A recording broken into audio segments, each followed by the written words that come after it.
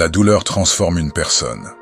Dans le silence des nuits trop longues, ou dans l'attente de jours meilleurs, certains ne sont plus tout à fait les mêmes. Et pourtant, ce qu'elles deviennent n'est pas du tout un effondrement. C'est plutôt une forme de renaissance du phénix.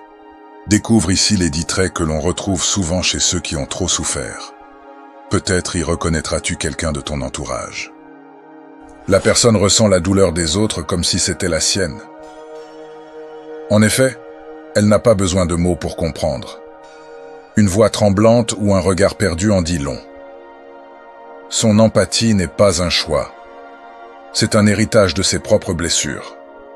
Elle ne se contente pas de voir, elle ressent et parfois elle absorbe. Ce n'est pas une faiblesse, c'est un don forgé dans l'épreuve. Elle a construit des murs autour de son cœur. La trahison, l'abandon ou simplement l'usure de la confiance finissent par élever des murs invisibles autour d'un cœur trop souvent blessé. Une personne marquée par la douleur peut aimer intensément, mais toujours à distance, par instinct de survie. Pourtant, ceux qui savent attendre avec douceur finissent parfois par franchir ces murs, un pas après l'autre. Elle choisit la solitude plutôt que le bruit. Cette âme blessée ne rejette pas seulement les autres. Elle apprend aussi à se tenir elle-même à distance, comme pour ne pas déranger. Peu à peu, elle trouve refuge dans le silence, là où rien ne lui demande d'être forte. Pour elle, la solitude n'est pas un vide, mais un abri. C'est dans ce calme choisi qu'elle respire, sans avoir besoin de se justifier.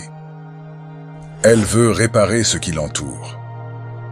Autour d'elle, la personne marquée par la douleur cherche à apaiser et à comprendre.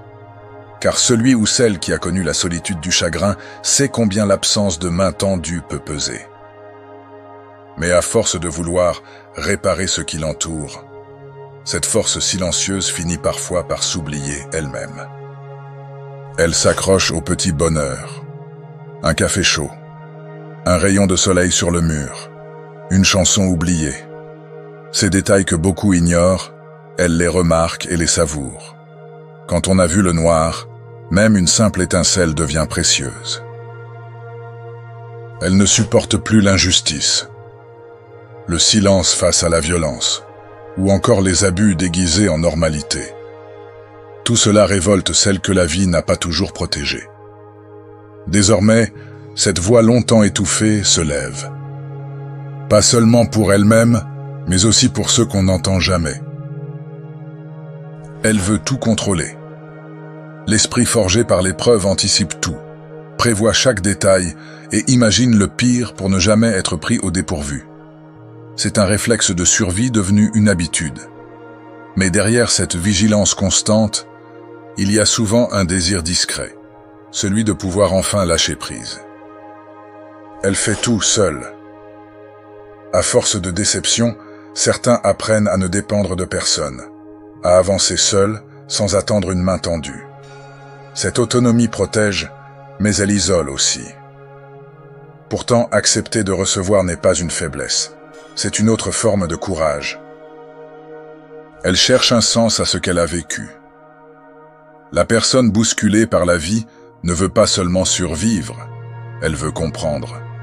Donner un sens aux blessures, une utilité à la douleur. Et parfois, c'est en tendant la main à d'autres âmes abîmées qu'elle peut guérir elle aussi. Elle ne tolère plus les faux semblants. La personne qui a trop souffert voit venir de loin les sourires forcés et les belles paroles sans acte, car elle a déjà été trompée par les apparences plus d'une fois. Ce qu'elle recherche désormais, c'est de l'authenticité.